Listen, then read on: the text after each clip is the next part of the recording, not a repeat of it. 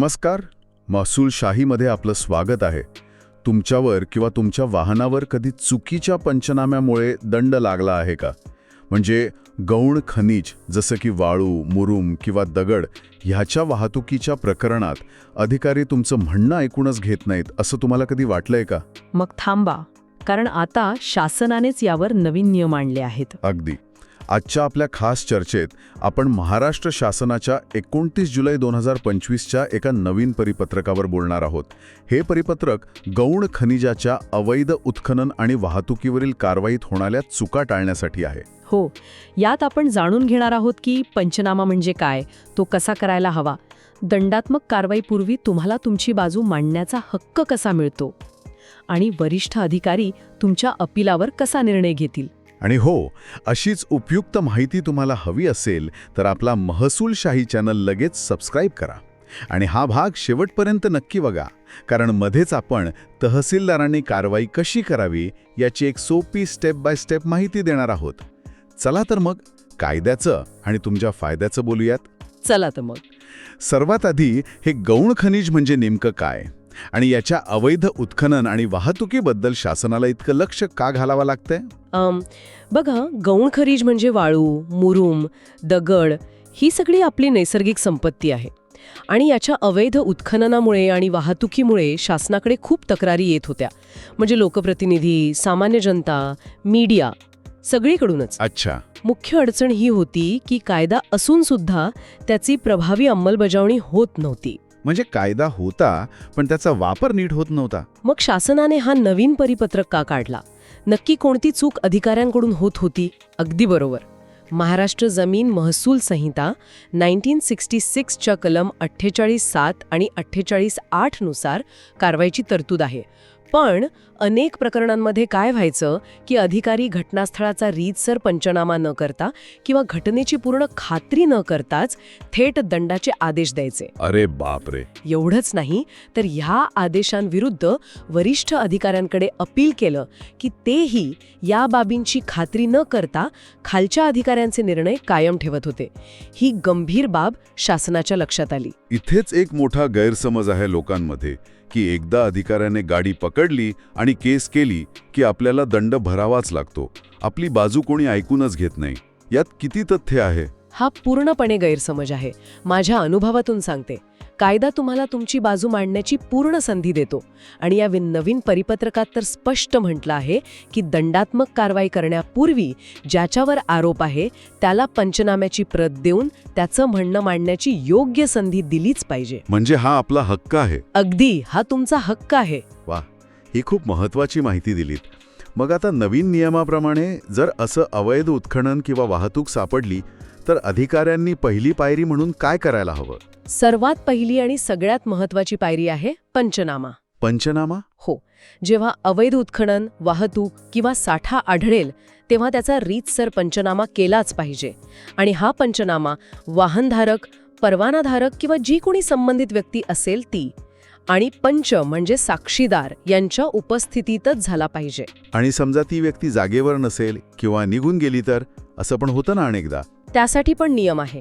इथेच एक quick fact सांगते, जर ज्याच्यावर कारवाई करायची आहे ती व्यक्ती जागेवर नसेल किंवा निघून गेली असेल तर तशी स्पष्ट नोंद पंचनाम्यामध्ये करणं आता बंधनकारक आहे. छान. म्हणजे आता पंचनामा अधिक पारदर्शक होईल. समजा पंचनामा झाला, त्यानंतरची प्रक्रिया काय असते? म्हणजे थेट दंड लागतो की अजून काही तपासणी होते? नाही, थेट दंड नाही. इथेच तर खरा बदल आहे. पंचनामा झाल्यावर संबंधित तहसीलदार किंवा उपविभागीय अधिकारी म्हणजे SDO यांनी गरज वाटल्यास प्रत्यक्ष घटनास्थळी जाऊन पंचनाम्यातील गोष्टी खऱ्या आहेत की नाही याची खात्री करावी. अरे वा, म्हणजे आता फक्त कागद बघून निर्णय होणार नाही? अजिबात नाही. यामुळे काय होतं की खालच्या स्तरावरील कर्मचाऱ्यांनी केलेल्या पंचनाम्याची पुन्हा एकदा तपासणी होते आणि चुकीच्या कारवाईला आळा बसतो. हे लक्षात ठेवा, म्हणजे पुढे त्रास होणार नाही. श्रोत्यांनो, तुमच्या गावात कधी असा चुकीचा पंचनामा झालाय का? तुमचा अनुभव कमेंटमध्ये नक्की सांगा. आणि हो, अशीच कायदेशीर माहिती महसूलशाहीवर मिळत राहील, त्यामुळे सबस्क्राईब करायला विसरू नका. आता सर्वात महत्त्वाचा प्रश्न, तहसीलदार किंवा SDO यांनी दंडाचा आदेश कसा काढावा याबद्दल काही विशिष्ट नियम आहेत का? हो, नक्कीच आहेत. आपण स्टेप बाय स्टेप बघूया की तहसीलदारांनी आदेश पारित करताना काय दक्षता घ्यावी. हो, हे उत्तम होईल. पायरी 1, संधी देणे. ज्याच्यावर कारवाई करायची आहे त्याला पंचनाम्याची परत द्यायची आणि त्याची बाजू मांडण्याची योग्य संधी द्यायची. पायरी 2, स्थळ पाहणी करणे. प्रत्यक्ष घटनास्थळी भेट देऊन पंचनाम्यातील वस्तुस्थितीची स्वतः खात्री करणे. हे खूप महत्त्वाचं आहे, स्वतः. पायरी 3, निष्कर्ष नोंदवणे. त्या पाहणीनंतर आपले स्पष्ट निष्कर्ष लेखी स्वरूपात नोंदवणे. म्हणजे मी पाहणी केली आणि मला असं आढळलं, हे लिहावं लागेल. आणि मग पायरी 4, आदेश काढणे. ही सर्व खात्री झाल्यावरच दंडात्मक कारवाईचा अंतिम आदेश काढायचा. वाह, ही तर अगदी सोप्या भाषेतली चेकलिस्ट झाली. हे लक्षात ठेवलं तर पुढे मोठा फायदा होईल. आता अजून एक गैरसमज, तो म्हणजे तहसीलदाराने निर्णय दिला की विषय संपला.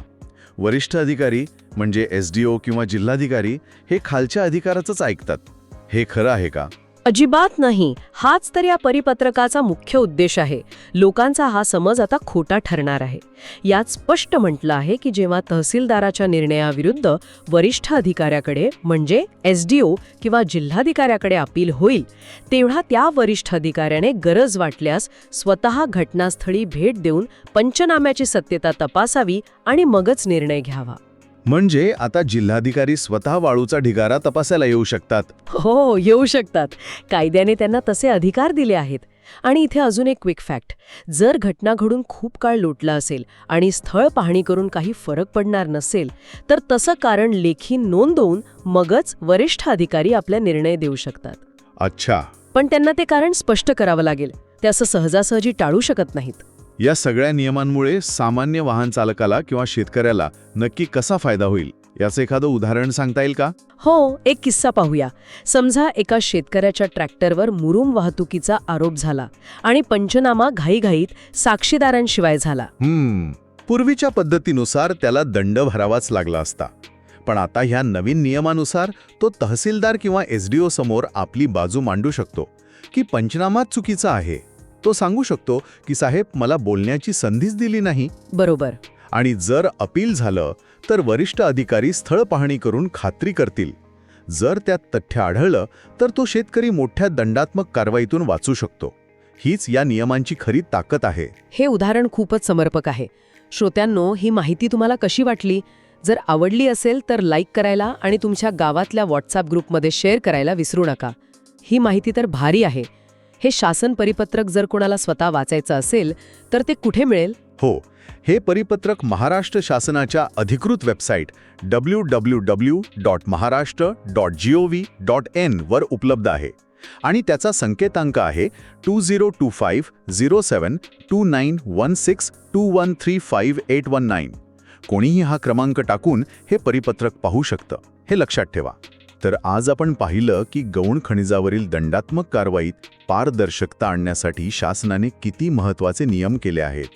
योग्य पंचनामा, बाजू मांडण्याचा हक्क आणि वरिष्ठ अधिकाऱ्यांकडून होणारी तपासणी या 3 गोष्टी सर्वात महत्त्वाच्या आहेत. आणि एक गोष्ट नेहमी लक्षात ठेवा, सरकार कायदे आणि नियम बनवतं, पण खरी ताकद तुमच्या जागरूकतेत आहे. आपल्या हक्कांसाठी जागरूक राहणं हेच आपलं सर्वात मोठं शस्त्र आहे. तुम्हाला महसूल आणि कायद्यांबद्दल असंच सोप्या भाषेत मार्गदर्शन हवंय? मग आपला महसूलशाही YouTube चॅनल तुमच्यासाठीच आहे. लगेच सबस्क्राईब करायला विसरू नका. पुढच्या भागात आपण कोणत्या विषयावर बोलावं हे कमेंटमध्ये नक्की सुचवा. पुढच्या भागात आपण जाणून घेणार आहोत असाच एक महत्त्वाचा विषय. अधिक माहितीसाठी आणि थेट संपर्कासाठी आमच्या WhatsApp आणि Telegram ग्रुपमध्ये नक्की सामील व्हा. आणि हो, हा व्हिडिओ आपल्या गावातल्या WhatsApp ग्रुपमध्ये जरूर फॉरवर्ड करा, जेणेकरून ही महत्त्वाची माहिती सर्वांपर्यंत पोहोचेल. व्हिडिओ कसा वाटला हे कमेंट करून नक्की कळवा. आवडला असेल तर तो इतरांनाही जरूर शेअर करा. आज इथेच थांबूया. लवकरच भेटू पुढील भागात. धन्यवाद. जय महाराष्ट्र.